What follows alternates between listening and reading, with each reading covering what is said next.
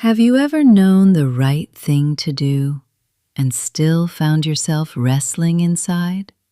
Not because the path was unclear, but because letting go felt harder than holding on?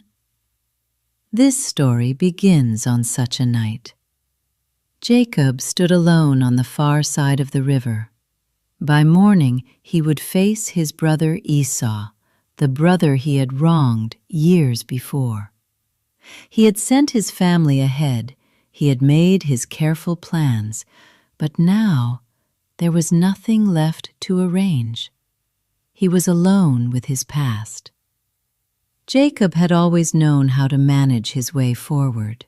His name meant supplanter, one who grasps, one who takes by cleverness.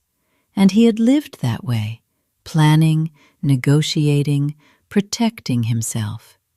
But that night, strength would not carry him. A man came and wrestled with him. No greeting, no explanation, just the struggle. Through the long, dark hours, Jacob fought with all his might. Yet this was more than a physical struggle. Jacob was wrestling with the life he had lived and the man he was becoming. As the night wore on, the man touched Jacob's hip.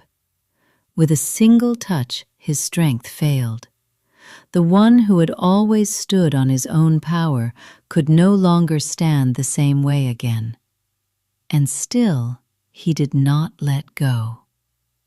"I will not let you go unless you bless me." This was no longer the demand of a trickster.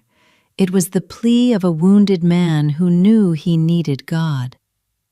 The blessing did not come through victory. It came through surrender. Jacob was given a new name, Israel, no longer defined by deception, but by wrestling honestly with God.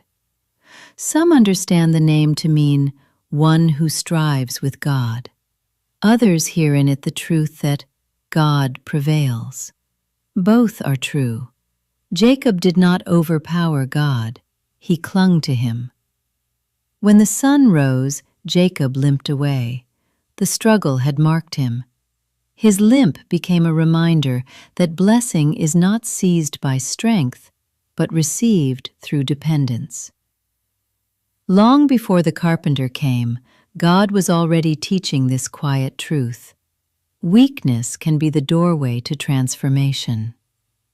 Later, Jesus would show this even more clearly. Victory would come through surrender. Strength would be revealed through sacrifice. Wounds would become the sign of blessing for the world. If you find yourself wrestling in the quiet hours, knowing what is right but struggling to release control, take heart. God is aware of your struggle. He honors honest faith. He meets us in the night.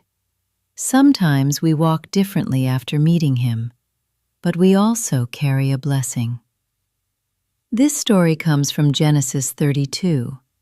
The greater fulfillment of blessing through surrender is revealed in Jesus in the Gospels.